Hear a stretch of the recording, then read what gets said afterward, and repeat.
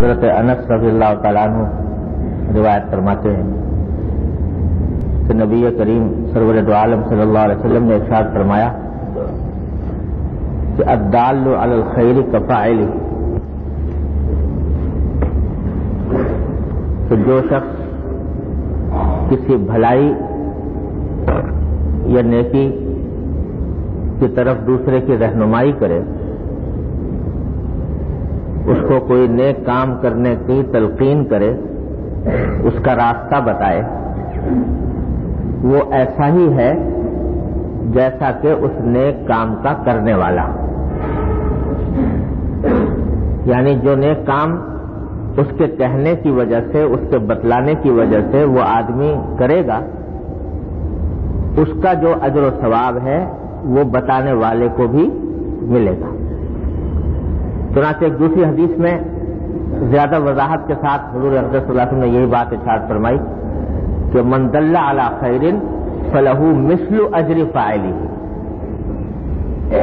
زیادہ وضاحت سے فرما دیا کہ جو شخص کو نیکی کا کام دوسرے کو بتائے، نیکی کی بات کی رہنمائی کرے، تو اس کو کرنے والے کے عمل کا ثواب اس کو بھی ملتا ہے۔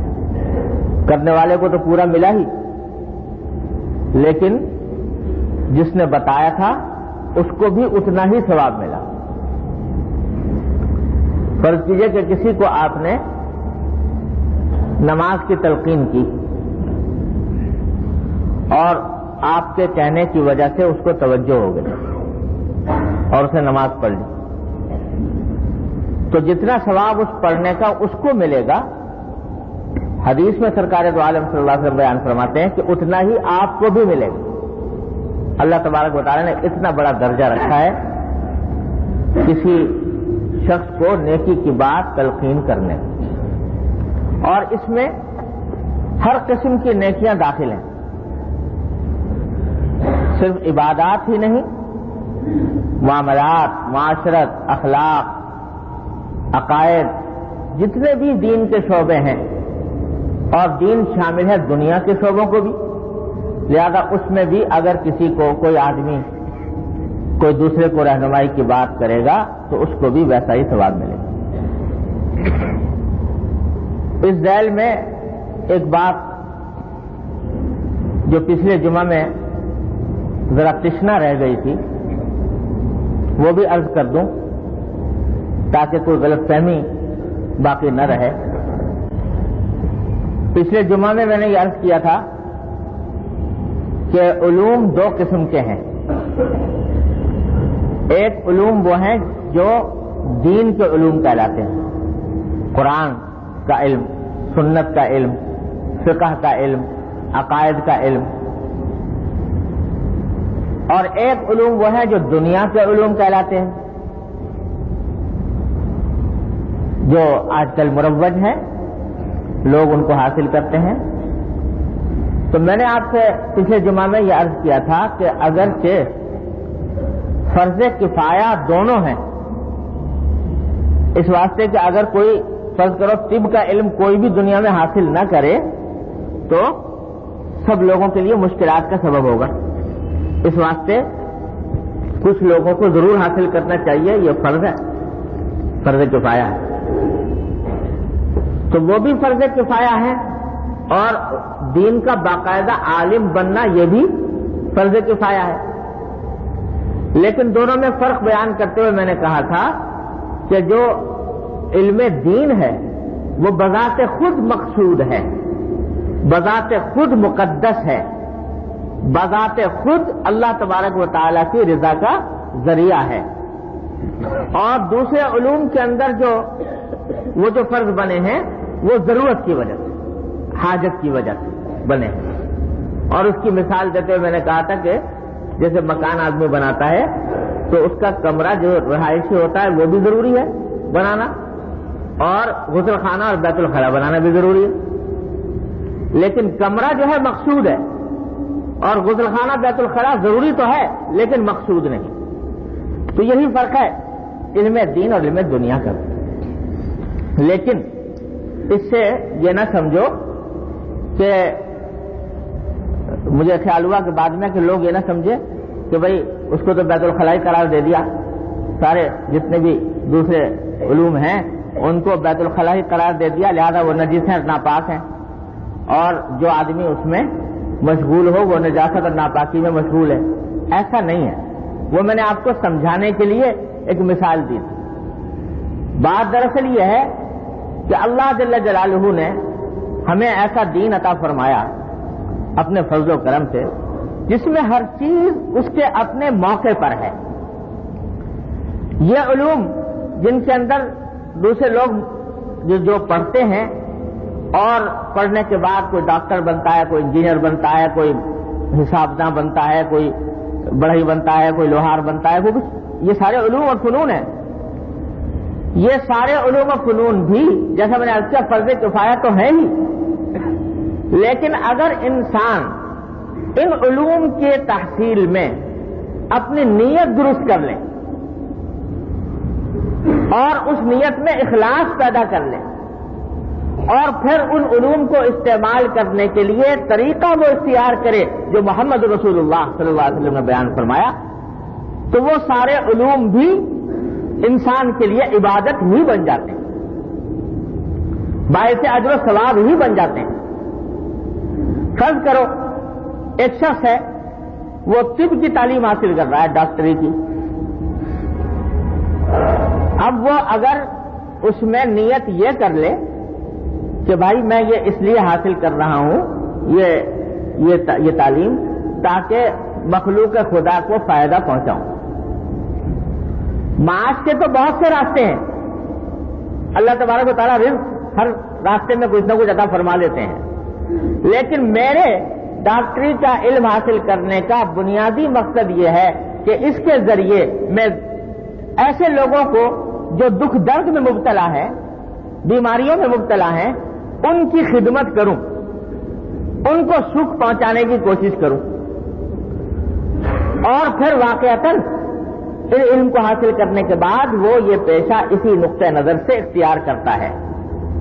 تو اللہ تبارک و تعالیٰ کے ہاں یہ علم حاصل کرنا بھی اور اس علم کا استعمال بھی دونوں عبادت بن گئے، دونوں عبادت بن گئے. اور اس کے ایک ایک عمل کے اندر اللہ تبارک و تعالیٰ کے ہاں اجر و ثواب ہے انشاءاللہ، بشرطے کہ وہ شریعت کے دائرے میں رہتے ہوئے کرے اور نیت درست کر لے. اس لیے یہ نہ سمجھو کہ بھئی اور جو لوگ کسی اور پیشے سے وابستہ ہیں علاوہ علم دین کے وہ سب بیت الخلائی میں ہیں. مطلب یہ کہ نجاست اور اس کے لحاظ سے تشبیہ نہیں دی گئی تھی، مطلب یہ کہ وہ بذات خود مقصود ہے. یہ بذات خود مقصود نہیں، ایک ضرورت پورا کرنے کے لیے ہے. اگر ضرورت پوری ہو جائے گی پھر ضرورت نہیں ہوتی. اور قرآن کا علم اور حدیث کا علم ایسا ہے کہ اس کی ہر آن ضرورت، ہر لمحے ضرورت، کسی وقت بھی اس کی انتہا نہیں اس علم کی. تو اس واسطے وہ بذات مقصود. لیکن یہ علوم بھی جو لوگ ان میں لگے ہوئے ہیں وہ ہر ایک اپنے پیشے کو صحیح نیت کے ساتھ انجام دینا شروع کر دے تو اس کا وہ عمل بھی اللہ تعالیٰ نے عبادت بنا دیا. ہمارے بزرگ حضرت مولانا قاری محمد طیب صاحب رحمۃ اللہ علیہ، اللہ تعالیٰ ان کے درجات بلند فرمائیں، ایک دن ایک واعظ میں نے ان سے سنا، فرما رہے تھے کہ بھائی لوگ یہ سمجھتے ہیں کہ آخرت جو ہے وہ اس کا عالم مرنے کے بعد شروع ہوگا، اور ہے بھی صحیح بات کہ آخرت کا عالم تو مرنے کے بعد ہی شروع ہوگا. لیکن فرمانے لگے کہ اگر تم ذرا غور سے دیکھو تو اسی دنیا کو آخرت بنا سکتے ہو. یہ دنیا ہی تمہاری آخرت بن سکتی. دنیا میں جو کام بھی کر رہے ہو، جس جگہ کر رہے ہو، اس میں نیت صحیح کر لو اور اس کا طریقہ صحیح کر لو. نیت صحیح کرو اور طریقہ صحیح کر لو تو یہ دنیا ہی تمہارے لیے آخرت ہے. یہ دنیا ہی تمہارے لیے آخرت بن رہی ہے اور اس کا ایک ایک کام تمہارے لیے دین کا راستہ بن رہا ہے. اللہ میرے والد ماجد صلی اللہ تعالیٰ سے اللہ تعالیٰ ان کے درجات بلند فرمائیں. حضرت حکیم الامت مولانا اشرف علی صاحب ثانوی رحمۃ اللہ علیہ سے بیع تو تھے ہی، ہر معاملے میں، اپنے ہر معاملے میں، چھوٹا بڑا، گھر کا، خاندان کا، دکان کا، تجارت کا، مدرسے کا، ہر کام میں مشورہ حضرت سے کیا کرتے تھے۔ اور خط میں اپنے گھر کے قصے بھی لکھتے تھے، میرے گھر میں فلاں واقعہ پیش آیا، اس کے بارے میں حضرت دعا فرما دیں، حضرت کو مشورہ عطا فرما دیں، میرے خاندان میں یہ واقعہ پیش آیا، اس کے بارے میں مشورہ عطا فرما دیں، ہر چیز کے اندر لکھتے رہتے۔ تو ایک دن خط میں لکھا حضرت تھانوی قدس اللہ تعالی سرہ کو کہ حضرت مجھے بعض اوقات شرمندگی معلوم ہوتی ہے کہ آپ کی خدمت میں جو حضرات اصلاح کی غرض سے آتے ہیں تو وہ بڑے اپنے اونچے احوال ذکر فرماتے ہیں، عبادات کے تہجد میں کیا حالات پیش آتے ہیں، کیا کیفیات ہوتی ہیں، اپنے احوال رفیع بڑے اعلیٰ درجے سے وہ بیان فرماتے رہتے ہیں، اور میں ہوں کہ میں ہر وقت آپ کو اسی قسم کے قصے لکھتا رہتا ہوں کہ خاندان میں یہ قصہ پیش آیا، اور دوستوں میں یہ پیش آیا، اور مدرسے میں یہ پیش آیا، اور فلاں کام میں یہ پیش آیا، تو میں اسی قسم کے واقعات لکھتا رہتا ہوں۔ تو مجھے بعض اوقات بڑی شرمندگی معلوم ہوتی ہے کہ حضرت کو وقت ضائع کرتا ہوں اور اپنے دنیا کے دھندوں میں آپ کو ملوث کر دیتا ہوں۔ تو حضرت قدس اللہ تعالی سرہ نے اس کے اوپر لکیر کھینچ کے، جہاں یہ لکھا تھا کہ میں آپ کو دنیا کے دندوں کے بارے میں پوچھتا رہتا ہوں، تو لکیر لگا کے وہاں پر جملہ تجویز فرمایا، لیکن آپ کی دنیا بھی تو دین ہی ہے،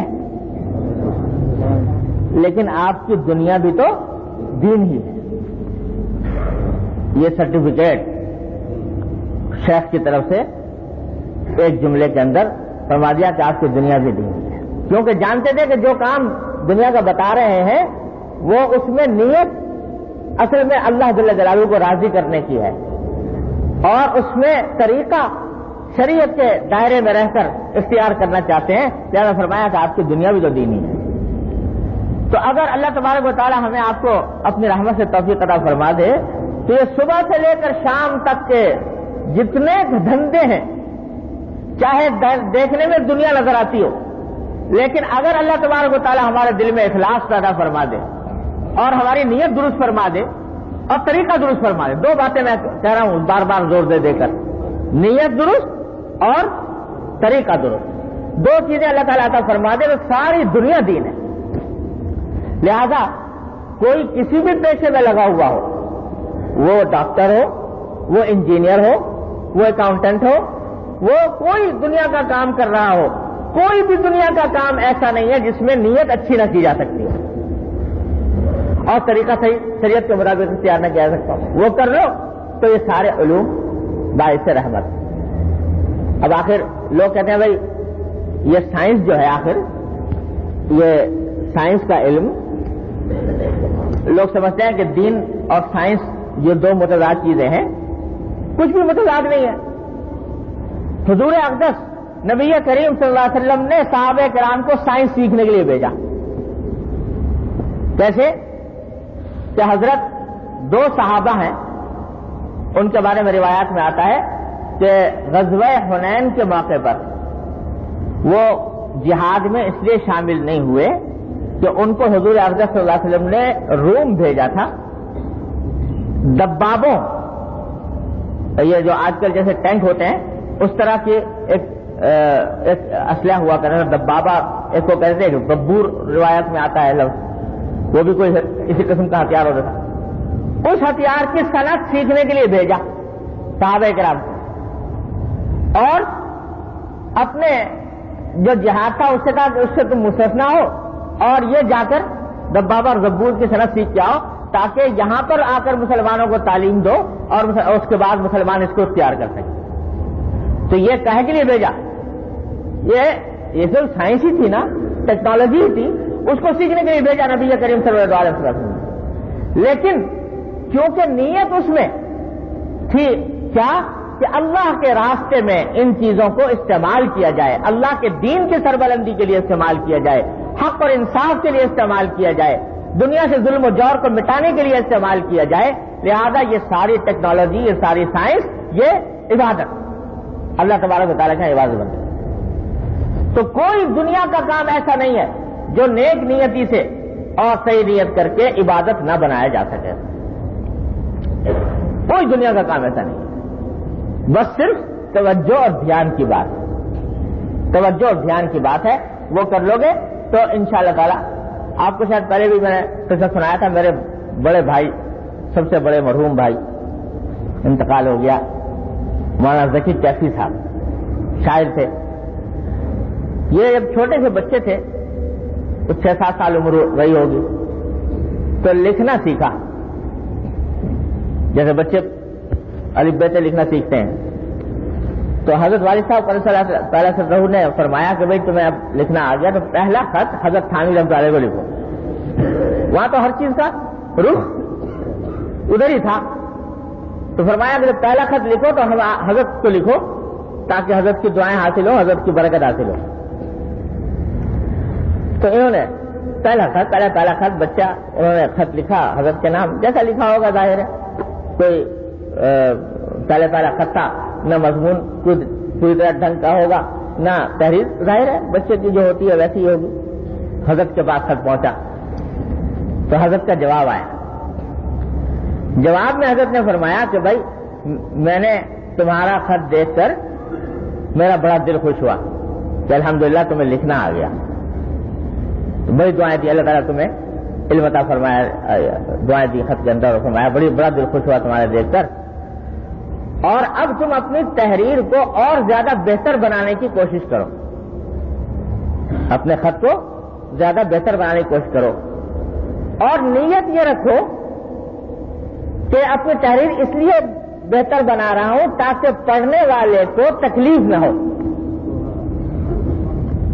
نیت یہ رکھو کہ اس لیے بہتر بنا رہا ہوں کہ پڑھنے والے کو تکلیف نہ ہو، راحت ملے. جب یہ نیت رکھو گے تو یہ اچھی تحریر کا حاصل کرنا یہ بھی کیا بن جائے گا؟ عبادت، اجر و ثواب. اور پھر جملہ آخر میں لکھا کہ دیکھو میں تمہیں ابھی سے صوفی بنا رہا ہوں، دیکھو میں تمہیں ابھی سے صوفی بنا رہا ہوں. اب بتائیے آج لوگ صوفی سمجھتے ہیں کہ جو جتنا بے ڈھنگا اتنا ہی صوفی، جس کا سر سے لے کے پاؤں تک کوئی ڈھنگ نہ ہو وہ صوفی، جس کا خط خراب وہ صوفی، جس کا حلیہ خراب وہ صوفی. حضرت فرماتے ہیں کہ خط ٹھیک کرو تو تمہیں صوفی بنا رہا ہوں. صوفی بنانے کے کیا مانا؟ کہ صوفی وہ ہے کہ جس کا ہر کام اللہ جل جلالہ کی رضا کی خاطر، وہ ہے صوفی. تو جب اپنی تحریر کو درست کر رہا ہے اس کام کے لیے کہ دوسرے کو راحت ملے، دوسرے کو تکلیف نہ ہو، تو یہ کام بھی اجر و ثواب میں لکھا گیا اللہ تبارک و تعالیٰ کا. تو کوئی کام دنیا کا ایسا نہیں جس میں یہ نیت نہ کی جا سکتی ہو. دیکھو حضرت آدم علیہ السلام جب دنیا میں تشریف لائے تو ہمارے والد صاحب فرمایا کرتے تھے کہ حضرت آدم علیہ السلام جو تھے وہ دنیا میں آباد کاری کے پیغمبر تھے، کیونکہ اس وقت دنیا میں انسان تو نہ ہونے کے برابر تھے، بہت کم تھے. تو اس وقت ساری دنیا کا نظام چلانے کے لیے جو کام ہوتے تھے وہ حضرت آدم علیہ السلام نے سکھائے دنیا کو. تو ان کے زمانے میں جو احکام اور وحی آتی تھی وہ وحی زیادہ تر دنیاوی کاموں کی ہوتی تھی کہ بھائی کھانا اس طرح بناؤ اور فلاں دوا اس طرح استعمال کرو اور فلاں ہنر اس طریقے سے کرو. بلکہ میں نے اپنے والد ماجد قدس اللہ تعالیٰ سے رہو سے یہ سنا کہ سر سید نے کسی جگہ پر لکھا ہے کہ دنیا میں بہت ساری ایجادات ہوئیں، ہوائی جہاز تک وہ لوگ پہنچ گئے اور پانی کے جہاز بنا لیے اور خدا نے کیا کچھ ٹیلی فون اور تار اور خدا، تاکہ بہت سے ایجادات، بہت سے موجد پیدا ہوئے. لیکن اس دنیا کا سب سے بڑا موجد وہ ہے جس نے پہیہ ایجاد کیا. پہیہ، کیونکہ ساری دنیا کی ایجادات کا دار و مدار آ کر پہیے پہ ٹھہرتا ہے. پہیہ کیا ہے کہ حرکت مستقیم کو حرکت مستدیر میں تبدیل کرنا. جس نے یہ کارنامہ انجام دیا وہ سب سے بڑا موجد ہے. کیونکہ آپ دنیا کی جتنی ایجادات دیکھو گے سب میں کہیں نہ کہیں پہیہ ضرور ہوگا. پہیے کے بغیر کوئی، تو اللہ تبارک و تعالیٰ کی منشا کی رضا اسی میں حاصل ہوگی. اپنی طرف سے کوئی راستہ متعین کر لینے سے نہیں حاصل ہوگی۔ ایک تڑپتا ہوا مریض ایک ڈاکٹر کے پاس آتا ہے جس کے جان پر بنی ہوئی ہے، اور اس کو فوری طور سے علاج کرنا اس کا ضروری ہے، نہیں کرے گا تو جان جانے کا خطرہ ہے، اور مسجد میں جماعت کھڑی ہو گئی۔ اب اس وقت میں مسجد میں جماعت کے لیے جانا حرام ہے اس کے ذمہ، اس کے لیے کیوں؟ اس لیے کہ اب اس وقت کا تقاضا یہ ہے کہ اس تڑپتے ہوئے مریض کے مرض کا، اس کی تکلیف کا علاج کیا جائے۔ اللہ تبارک و تعالیٰ کی طرف سے اس کے ذمہ یہ فرض۔ اگر چھوڑ کے جائے گا اور مسجد میں جا کے جماعت میں شامل ہوگا، یہ کہہ کے صاحب میں تو جماعت نہیں چھوڑتا، تم مرو یا جیو، تو اگر یہ کہہ کے جائے گا تو مسجد میں جا کر نماز پڑھنا حرام ہوگا، ناجائز ہوگا۔ اس لیے کہ اس وقت کا تقاضا اللہ تبارک و تعالیٰ کی طرف سے یہی ہے کہ وہ یہ کام انجام دے، یہ کام انجام دے۔ ماں باپ ایک بات کی طرف بلا رہے ہیں خدمت کے لیے، کسی خدمت کے لیے کوئی کام کا حکم دے رہے ہیں۔ یاد رکھو اس کائنات میں اللہ اور اللہ کے رسول کے بعد ماں باپ سے زیادہ واجب الاطاعت کوئی نہیں ہے۔ تو اگر ماں باپ ایک کام کے لیے بلا رہے ہیں اور صاحبزادے کو شوق ہو رہا ہے کسی نفلی عبادت کا،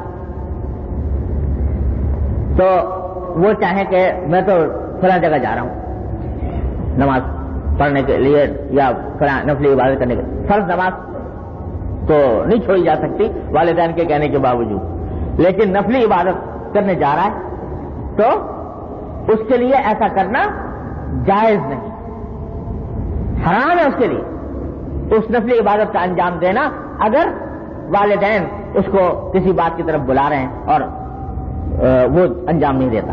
حدیث میں بڑی سخت وعید آئی ہے اس کے اوپر، لمبا ایک قصہ ہے، کسی وقت اور سناؤں گا انشاءاللہ۔ تو غرض یہ کہ ہر کام کا ایک موقع ہے، ہر کام کا ایک محل ہے، اس محل اور موقع کے مطابق کام کو انجام دینا، اس کا نام ہے دین۔ شوق پورا کرنے کا نام دین نہیں، غلو کرنے کا نام دین نہیں، مبالغے کرنے کا نام دین نہیں، کہ دو تین چیزوں کا نام رکھ لیا دین اور ان دو تین چیزوں کو لے کر بیٹھ گئے اور اسی کو کی تلقین ہے، اسی کی تاکید ہے، اسی کا تذکرہ ہے اور اسی کی اہمیت ہے، اور باقی سارے شعبے دین کے پھڑے ہوئے ہیں کہ جن کی طرف دھیان نہیں۔ یہ دین نہیں، دین وہ ہے کہ وقت کے تقاضا، میرے حضرت شیخ میرے حضرت ڈاکٹر صاحب صلی اللہ علیہ وسلم فرمایا کرتے تھے کہ دین نام ہے وقت کے تقاضے پر عمل کرنے کا۔ اس وقت کا کیا تقاضا ہے وہ انجام دے انسان، یہ ہے دین۔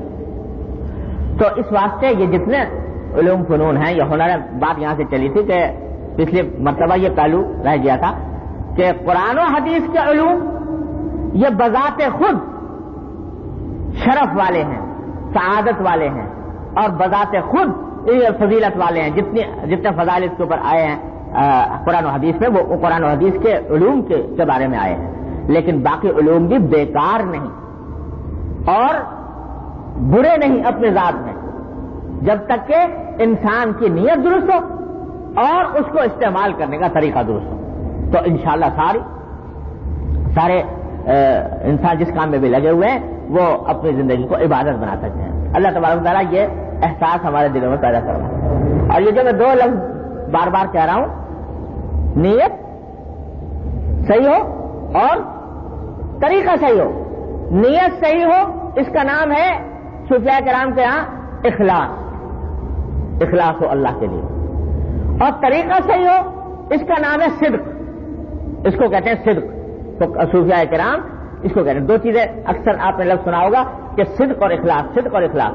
تو صدق کا معنی یہ ہے کہ جو کام کرے آدمی صحیح طریقے سے کرے، اس طریقے سے کرے جو اللہ نے بتایا، اللہ کے رسول صلی اللہ علیہ وسلم نے بتایا، اور اخلاص کے معنی ہے نیک جلدی سے کرے۔ یہ دو چیزیں حاصل ہو جائیں بس کچھ بھی نہیں، تو انشاءاللہ ہمارے حضرت ڈاکٹر صاحب فرمایا کرتے تھے کہ کہیں کہ ہائے ہائے کرتے ہو بھائی، یہ دو چیزیں حاصل کر لو، نیت درست کر لو اور طریقہ اپنا درست کر لو، انشاءاللہ مر جاؤ گے سیدھے جنت میں جاؤ، اللہ تبارک و تعالیٰ کی رضا حاصل ہو، باقی زیادہ کنج کام میں پڑھنے کی ضرورت ہے۔ تو یہ دو چیزیں، تو الدال علی الخیر کفاعلہ، یہ جو حدیث ہم نے ابھی پڑھی، اس میں حضور اقدس صلی اللہ علیہ وسلم نے فرمایا کہ جو شخص کسی کو کوئی نیک بات بتائے، نیک چیز کی رہنمائی کرے، تو اس کو وہی اجر ملتا ہے جو اس کے کرنے والے کو. یہاں تک کہ اگر فرض کرو کہ ایک بات کی وجہ سے کسی انسان کا رخ درست ہو گیا اور وہ ساری عمر اس کام کو کرتا رہا، تو ساری عمر جتنا کام کرتا رہے گا اس سب کا نام اعمال میں ثواب اس کے جاتا رہے گا دکھانے والے کے. اس نے بتایا تھا اور وہ ساری عمر عمل کرتا رہا، تو انشاءاللہ جتنا وہ عمل کرے گا مرتے دم تک وہ سارا اس کے نام اعمال میں لکھا جائے گا. اتنی بڑی فضیلت اللہ تبارک و تعالیٰ نے رکھی ہے. اس واسطے یہ فرمایا کہ مومن کا آئینہ ہے کہ جب کوئی کسی کو دیکھے کہ بھئی یہ کسی غلطی میں ہے، تو دیکھا کہ ایک بڑے میاں وضو کر رہے ہیں، وضو کرتے دیکھا تو وضو میں کر رہے تھے کچھ گڑبڑ، وضو صحیح طریقے سے نہیں کر رہے تھے. اب ان کو خیال ہوا کہ بھئی ان کو بتانا چاہیے کہ یہ طریقہ صحیح نہیں ہے، لیکن بتائیں کیسے؟ یہ عمر میں چھوٹے اور وہ بڑے بزرگ تھے. آخر حضرت حسن نے یا حضرت حسین، ان دونوں میں سے کسی نے ان سے جا کے سلام کیا. سلام کے بعد کہا کہ حضرت ہمیں آپ سے ایک کام تھا. یعنی کیا؟ کہ ہم اصل میں ہمیں پتہ نہیں، ہمیں ابھی تک اطمینان نہیں ہے کہ ہمیں جو وضو کرتے ہیں تو وہ سارے آداب کے ساتھ کرتے ہیں کہ نہیں کرتے، سارے شرائط اور آداب ارکان اس کے پورے ہوتے ہیں کہ نہیں ہوتے. تو آپ ہمارے بڑے ہیں، تو اگر ہم آپ اجازت دیں تو ہم آپ کے سامنے وضو کر کے دکھائیں آپ کو. تو اس میں اگر کوئی غلطی ہو تو ذرا بتا دیجیے گا اس وضو کے اندر. اور وضو خود کر کے کیا اور اس وضو کے اندر اس غلطی کی اصلاح کر دی جو بڑے میاں کر رہے تھے، اور کر کے کہا کہ یہ بتائیے کہ اس میں کوئی غلط بات تو نہیں. تو حضور اقدس صلی اللہ علیہ وسلم نے فرمایا کہ بھائی لقد تحجرت واسعا، ارے بھائی علامہ کی رحمت تو بہت وسیع ہے، تم نے بڑا تنگ کر دیا اس کو کہ اتنی ہو کہ بس 2 آدمیوں پر ہو اور کسی پر نہ ہو. خیر اس کے بعد اٹھ کے وہ چل دیے، جا کے وہاں صحن میں پہنچے، مسجد میں صحن میں جا کے پیشاب کر دیا. مسجد میں مسجد کے صحن میں پیشاب کر دیا. دیہاتی آدمی کوئی شہر میں شہری ماحول سے ان چیزوں سے آشنا نہیں تھے، پیشاب کر دیا. اب صحابہ کرام دوڑے، بھائی مسجد ہے اس میں پیشاب. حضور اقدس صلی اللہ علیہ وسلم نے وہیں بیٹھے بیٹھے فرمایا، رحمت اللہ عالمین صلی اللہ علیہ وسلم فرمایا کہ دیکھو بھائی جو اس کو کرنا تھا وہ تو کر دیا، اگر مسجد کو خراب گندا. اب اگر تم اس کو ڈانٹو ڈپٹو گے یا اس کے اوپر کچھ چڑھ کے دوڑو گے تو اس کا کہیں پیشاب بند نہ ہو جائے اور کسی مشکل میں مبتلا نہ ہو جائے. لہذا اس کو کچھ ڈانٹو ڈپٹو نہیں، اور جا کر جب یہ فارغ ہو جائے تو جا کر اس کو دھو دو، مسجد کو صاف کر دو تاکہ یہ پاک ہو جائے. نہ ڈانٹا نہ ڈپٹا، نہ اس کی توہین فرمائی، نہ اس کی کوئی دلچسپی نہیں. حالانکہ کوئی معمولی بات ہے، آج کوئی کر کے دکھائے مسجد میں یہ کام تو لوگ ٹکا بوٹی کر دیں کہ مسجد کے اندر یہ حرکت کر رہا ہے. لیکن فرق یہ ہے کہ وہ دیہاتی تھا. کوئی اگر دوسرا کرے احانت کی غرض سے کرے اعوذ باللہ، اس کی ٹکا بوٹی تو ہونی ہی چاہیے. لیکن جو شخص کہ ناواقفیت میں، نادانی میں، دیہاتی ہے، جاہل ہے، ان پڑھ ہے، وہ اپنی ناواقفیت میں یہ کام کر رہا ہے، تو حضور اقدس صلی اللہ علیہ وسلم رحمت اللہ عالمین آپ صحابہ کرام کو روکا کہ نہیں ڈانٹو ڈپٹو نہیں، سمجھا دو بعد میں جا کر کہ بھائی یہ مسجد ہے، اللہ کا گھر ہے، اس کے اندر اس قسم کا کام کرنا درست نہیں ہوتا. یہ ہے طریقہ بھلائی کی تعلیم کا، بھلائی کی رہنمائی کا، نہ یہ کہ اٹھا کے لٹ مار دیں جیسا کہ بعض لوگ سمجھتے ہیں.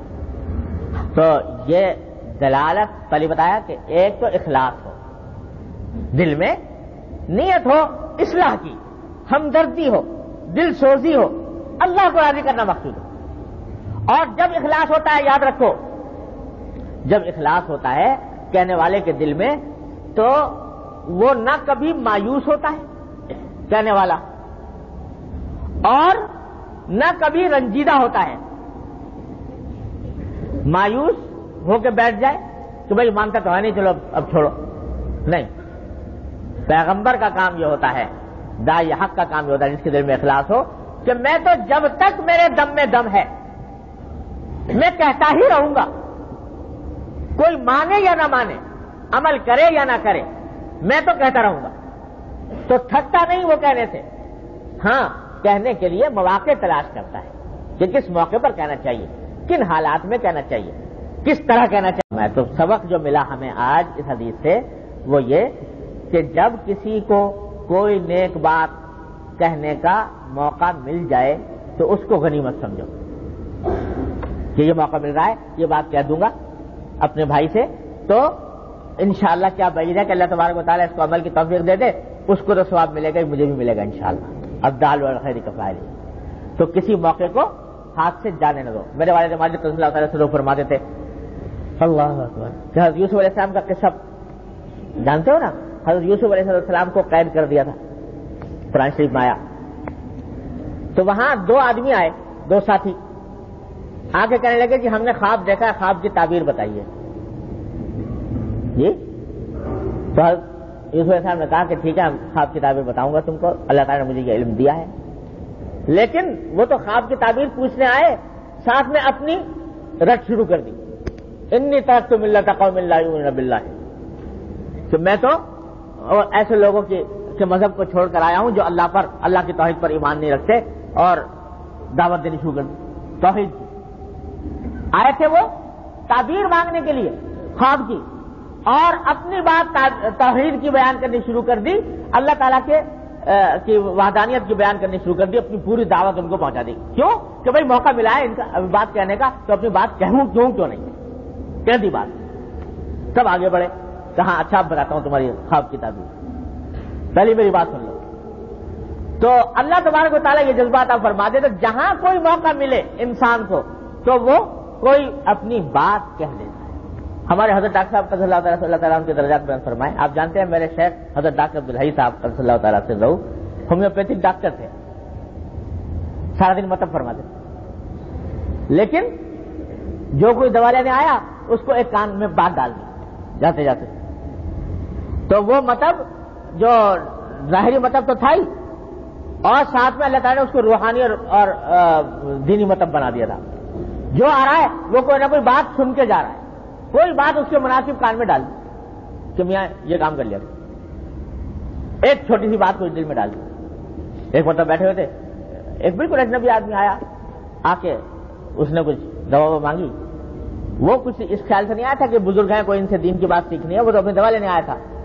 تو فرمانے لگے کہ بھائی دیکھو میاں تم نوجوان آدمی ہو، بڑے اچھے لگتے ہو، اور یہ دوا کھاؤ انشاءاللہ تعالیٰ تمہیں آرام آئے گا، اور یہ وہ، اور میاں رات کو بیٹھ کے توبہ کر لیا کرو، رات کو بیٹھ کے توبہ کر لیا کرو، جو کچھ گناہ دن میں ہوئے ہوں اس کے بس 2 منٹ کو توبہ کر لیا کرو۔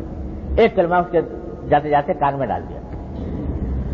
تو یہ سوچ کے کہ جب یہ اگر واقعی عمل کر لیا، اس نے توبہ کر لی، تو اللہ تبارک و تعالیٰ توبہ کے ذریعے اس کو لے آئیں گے اس راستے کے اوپر۔ نہ جانے کتنی انسانوں کی زندگیوں میں انقلاب برپا کر دیا ہے اسی کے کلمے میں۔ تو جس وقت جو موقع مل جائے کوئی بات کہنے کا، اس کو ضائع نہ کرو، سمجھو کہ یہ موقع ہے، اس کو یہ بات پہنچا دو، محبت سے پہنچاؤ، پیار سے پہنچاؤ، حکمت سے پہنچاؤ، نرمی سے پہنچاؤ، لیکن پہنچا دو۔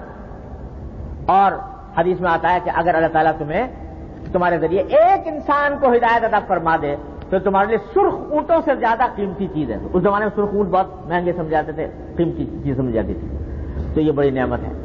تو اللہ تبارک و تعالیٰ اپنی رحمت سے، اپنے فضل و کرم سے ہم سب کو اس پر عمل کرنے کی توفیق عطا فرمائے۔ اللہم صلی علی سیدنا مولانا محمد وعلی آل محمد کما صلیت علی ابراہیم۔ بھائی الحمدللہ اللہ تعالیٰ کے آپ حضرات کی دعاؤں سے میری ایک 2 روز سے طبیعت بہتر ہے، لیکن مزید دعاؤں کی درخواست ہے آپ حضرات سے کہ کمر کی تکلیف اللہ تعالیٰ اپنی رحمت سے مکمل طور پر دور فرما دے۔ اور بھی کچھ حضرات نے پرچے بھیجے ہوئے ہیں، اللہ تعالیٰ سب کی حاجتوں سے واقف ہیں، اپنی رحمت دعا کیجیے کہ اللہ تعالیٰ ان سب کی مرادوں کو پورا فرما دے۔ اللہم صلی علی سیدنا مولانا محمد وعلی آل محمد کما صلیت علی ابراہیم وعلی آل ابراہیم۔ ربنا ظلمنا انفسنا وان لم تغفر لنا وترحمنا